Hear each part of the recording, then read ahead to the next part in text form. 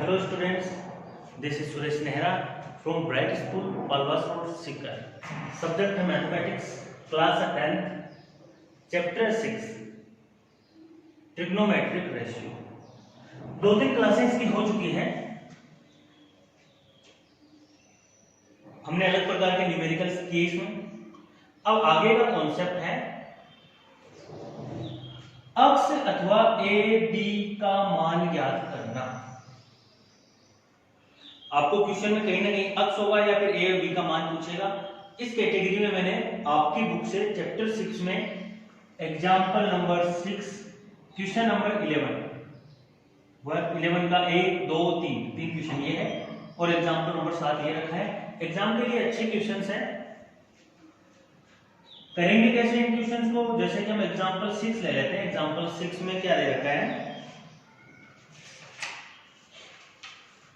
यदि tan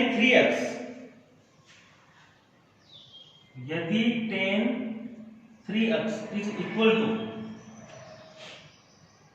sin 45 dot cos 45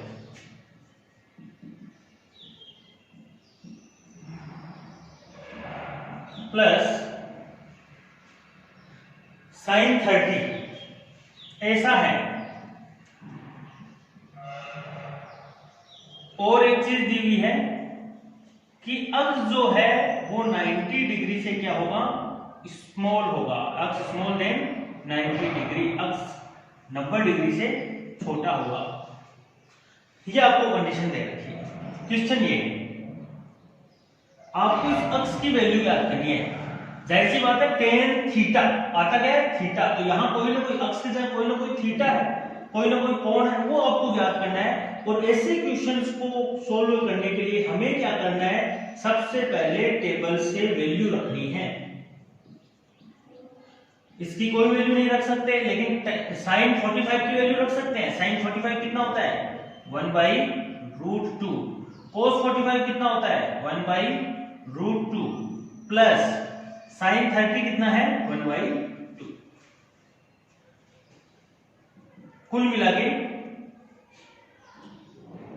1 को 1 से मल्टीप्लाई किया, √2 को √2 से. आप कभी सोच रहे होंगे कभी एलसीएम ले लेते हैं, कभी सीधा मल्टीप्लाई. अरे भाई यहाँ प्लस या माइनस हो तब एलसीएम लिया जाता है, यहाँ गुणा या भाग हो तब सीधा काम किया जाता है. तो √2 इंटू √2 कितना हुआ? 2 प्लस 1 2. अब देख आया ना, प्लस आया ना, तो इसलिए हमें इसका क्या लेना पड़ेगा? एलसीएम लेना पड़ेगा. हालांकि दिख रहा है हाफ ये है हाफ ये, आधा आधा एक आएगा आंसर. फिर भी देख लो ये 1 प्लस 1, तो कुल मिला के 2/2 इज इक्वल टू कितना? 1. ये आया है अपना tan 3x. यहां तक तो अपने को ऐसे करना है, आगे की जो भी वैल्यूज है वो निकालनी है. अब हमें अगर x का मान ज्ञात करना है तो हमें यहां ध्यान देना होगा. यहां आपका कौन सा ट्रिग्नोमेट्रिक रेशियो है? यहां sin cos tan जो भी है टेबल में, उसी ट्रिग्नोमेट्रिक रेशियो को पकड़ो और देखो कि जो यहां वाली वैल्यू आई है, जैसे यहां 1 आया है, 1 जो है वो कितने डिग्री पर है? तो आप देखोगे 1 कितने डिग्री पे है? tan 45 degree. तो इसका मतलब क्या है? इसका मतलब ये है कि tan 45 degree is equal to 1. तो मैं 1 की जगह tan 45 रख सकता हूं. यहां पे डिपेंड करेगा आप कौन सी वैल्यू लेते हो. देखो 1 आपकी टेबल में जो 1 है वो sin 90 पे है, cos 0 पे है, tan 45 पे है, cos 45 पे भी है या नहीं है? लेकिन आपको लेना कौन सा है? tan 45 लेना है. क्यों लेना है? क्योंकि क्वेश्चन में यहां क्या है? tan है. अगर यहां sin होता तो मैं यहां क्या लेता? sin 90 लेता. इस चीज का विषय ध्यान रखिए. इससे लेने का फायदा क्या हुआ भैया? मेरे फायदा ये होगा कि इधर भी tan है इधर भी tan है, कट गए आपस में. ये क्या बचे? 3x is equal to 45 degree. अब सीधा है x is equal to 45 degree upon 3. तो x की वैल्यू क्या आ गई? 15 डिग्री आ गई. यही सॉल्यूशन होगा इसका. इसी प्रकार से x की वैल्यू ज्ञात करेंगे हम 11वें क्वेश्चन में. 11वें का पहला, दूसरा, तीसरा सारे के सारे हम कर सकते हैं. इसमें से भी एक कर देता हूं, जैसे थर्ड कर देता हूं. इसमें रूट लगा हुआ है पहले, आप बाद में पूछोगे, इससे अच्छा मैं पहले बता दूं.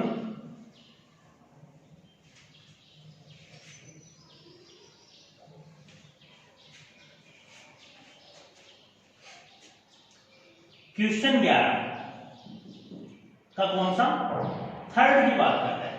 थर्ड दे रखा है √3 tan 2x is equal to sin 30 plus sin 45 cos 45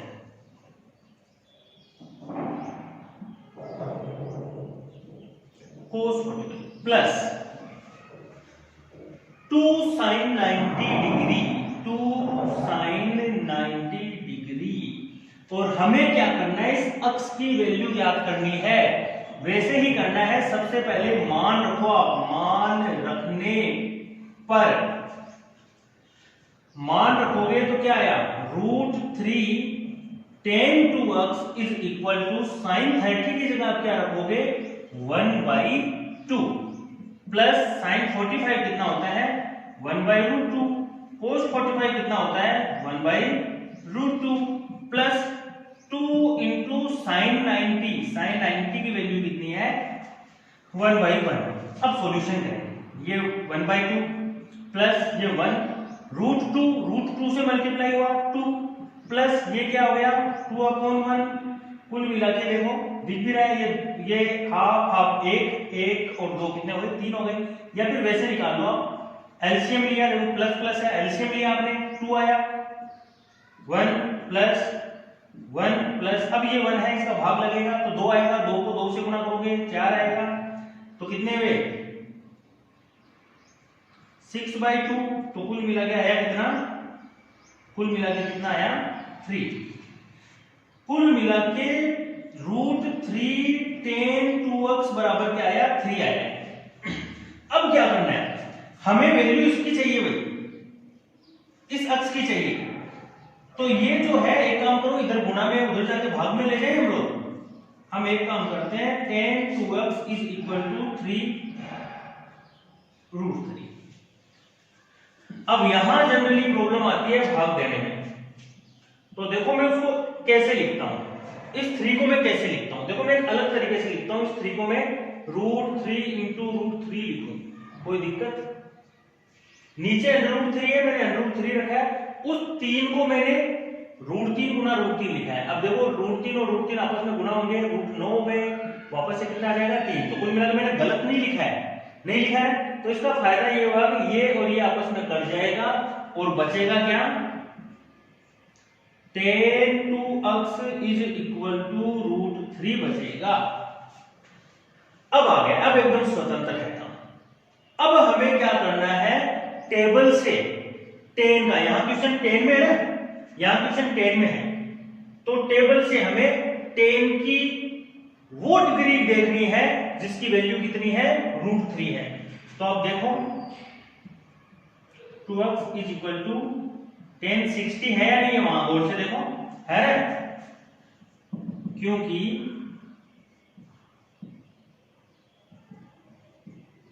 ये होता है tan इस साइड पे, tan इस साइड पे क्रॉस हो गया, 2x इज इक्वल टू कितना 60, तो x इज इक्वल टू कितना हुआ 60/2, तो x इज इक्वल टू कितना डिग्री आया 30 डिग्री आया। इस तरीके से ये सारे क्वेश्चन हो जाएंगे। ये मैंने कर दिया है, ये मैंने कर दिया, ये दोनों आपको करना है सेम इसी प्रकार से अक्ष की वैल्यू ज्ञात करनी है।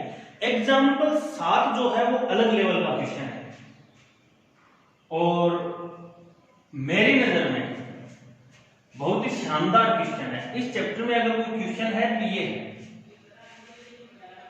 बहुत अच्छा क्वेश्चन, आप इसे गौर से पढ़ें। आपकी बुक में केवल और केवल ऐसा एक क्वेश्चन है।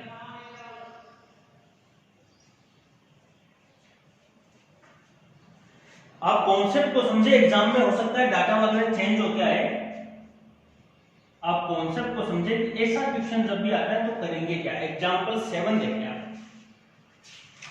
एग्जाम्पल 7 कह रहा है यदि sin a plus b is equal to 1, sin a plus b is equal to 1 तथा cos a minus b is equal to a minus b is equal to √3/2।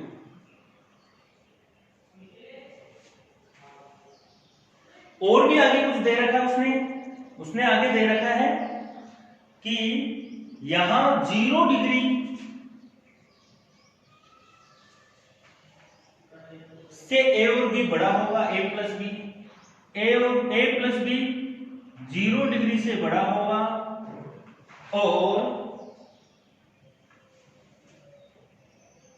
90 degree के बराबर या छोटा होगा। ये चीज उसने दे भी रखी है। इस चीज का क्वेश्चन पे कोई फर्क नहीं पड़ेगा, क्वेश्चन यहाँ है। आप सॉल्यूशन करोगे तो यहां लिखोगे दिया है आपको दो चीजें दी हुई है, sine A plus B is equal to 1, cos A minus B is equal to √3/2। ये दे रखा है। आपको पूछा है आपको क्या करना है, ए और बी की वैल्यू याद करनी है। जाहिर सी बात है साइन थीटा आता है, थीटा किसमें से ए प्लस बी, तो इसका मतलब ये कोई ना कोई कोण है। कोस थीटा ये ए माइनस बी, इसका मतलब ये कोण है। इसका मतलब ए भी कोई एंगल है, बी भी कोई एंगल है। आपको पूछा है कि ए की वैल्यू कितनी होगी, बी की वैल्यू कितनी होगी। हमें क्या करना है, दोनों को बारी बारी से उठाना है।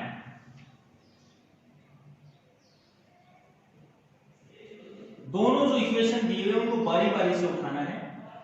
इज इक्वल टू क्या होता है 1। और सेम ट्रिक जो पीछे वाली थी, सेम ट्रिक, यहां साइन है और यहां 1 वैल्यू। हमें क्या करना है, साइन की ऐसी वैल्यू रखनी है, टेबल में साइन में जाओ और साइन में ढूंढो कि 1 कहां आता है। साइन में ढूंढो कि 1 कहां आता है। आप बताओ 1 कहां आता है। साइन 90 डिग्री पे नहीं आ रहा, आ रहा है, नहीं आ रहा, क्योंकि sine 90 degree is equal to 1। अब इसका फायदा क्या, साइन इधर भी है, साइन इधर भी है, क्रॉस हो गया। a plus B is equal to कितना डिग्री हुआ, 90 डिग्री हुआ। इसे दे दो इक्वेशन नंबर 1। इसी प्रकार दूसरी ये वाला कि अब ये सेम काम इसके साथ करो। cos a minus B is equal to √3/2 करें।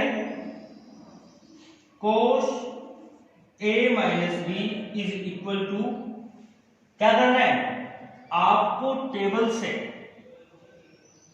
कौन से में, cos वाली लाइन में, cos वाली लाइन में वो डिग्री ढूंढनी है जिसकी वैल्यू कितनी है, √3/2।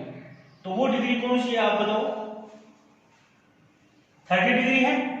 तो इसकी जगह मैं क्या रख सकता हूं, cos 30 डिग्री रख सकता हूं, नहीं रख सकता हूं, क्योंकि cos 30 क्या होता है, √3/2। cos इधर भी है, cos इधर भी है, कट गया, बचेगा क्या, a minus B is equal to 30 degree. ये है इक्वेशन 2। अब हमें क्या करना है, दो इक्वेशन आया है, समीकरण 1 व समीकरण 2 में विलोपन विधि से, नाम सुना है, 9th में एक चैप्टर है रेखिक समीकरण। रेखिक समीकरण क्या होता है, और दो चर वाले रेखिक समीकरण ऐसा चैप्टर है।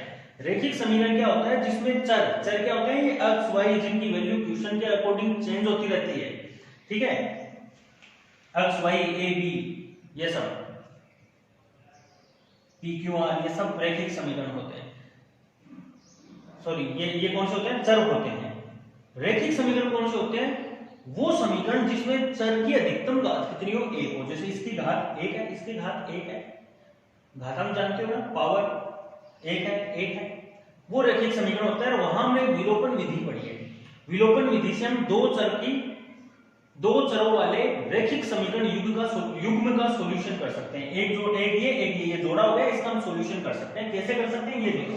करने का तरीका ये है, दोनों को आप रखो पहले, तो ये तो था भाई पहला समीकरण, दूसरा समीकरण ये था,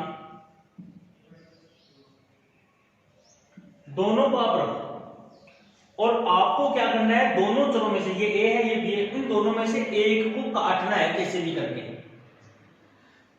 यहां जैसे b दिख रहा है, ये प्लस का है, ये माइनस का है, तो समीकरण को मैं अगर जोड़ दूं तो ये कट जाएगा, नहीं कट जाएगा? कट जाएगा। समीकरण को मैं क्या कर दूं, जोड़ दिया मैंने, तो ये कट गया।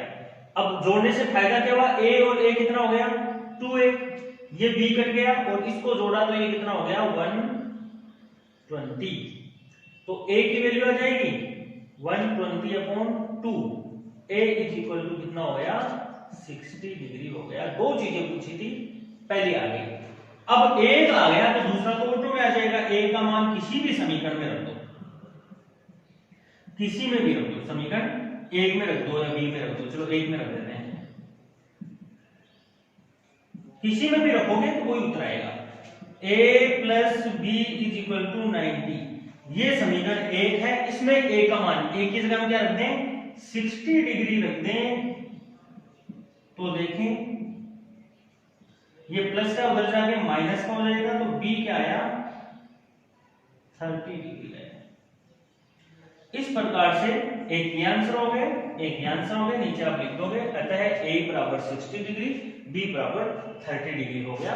इस प्रकार से ये 7वां एग्जाम्पल होगा। बड़ा अच्छा क्वेश्चन है, एग्जाम में चेंज होके भी आ सकता है। कई बार यहाँ साइन कोस की जगह टेन और कोट की वैल्यू भी मिलती है, कोई फर्क नहीं है, टेन कोट की मिलती है तो यहाँ टेन की वैल्यू रखेंगे, इनको क्रॉस करेंगे, एक समीकरण बनाएंगे। तरीका यही है, इससे एक समीकरण बनेगा, सेकंड वाले से दूसरा समीकरण बनेगा और फिर विलोपन लगेगी, ठीक है, ये क्वेश्चन। अब ये आपको करने हैं, नहीं आए तो आप मेरे जो पर्सनल नंबर है उस पे आप क्वेश्चन की फोटो खींच के भेज दें, या फिर क्वेश्चन नंबर, तो उसमें क्या होता है, क्वेश्चन नंबर तो बुक नहीं होती है मेरे पास, आप क्वेश्चन की फोटो खींच के भेजें, मैं हो सकता है उसी टाइम सॉल्यूशन कर दूं, या फिर मुझे लगेगा कि ये प्रॉब्लम हर बच्चे के आ सकती है तो मैं उसकी एक अलग डाउट क्लास लगेगी लास्ट में। ये चैप्टर जैसे ही खत्म हो जाता है ये हो जाएगा, इसके बाद में एक क्लास और है, इसके बाद में चैप्टर खत्म है। उस क्लास के बाद में आपकी जितने भी डाउट्स हैं, जितने भी डाउट्स आपकी मेरे व्हाट्सएप पे आते हैं, उनकी सबकी एक मिक्सअप में क्लास ले लूंगा, अगर आपके डाउट्स आते हैं तो, ठीक है। फिलहाल ये क्वेश्चंस हैं, आगे क्लास में मिलते हैं, थैंक्स।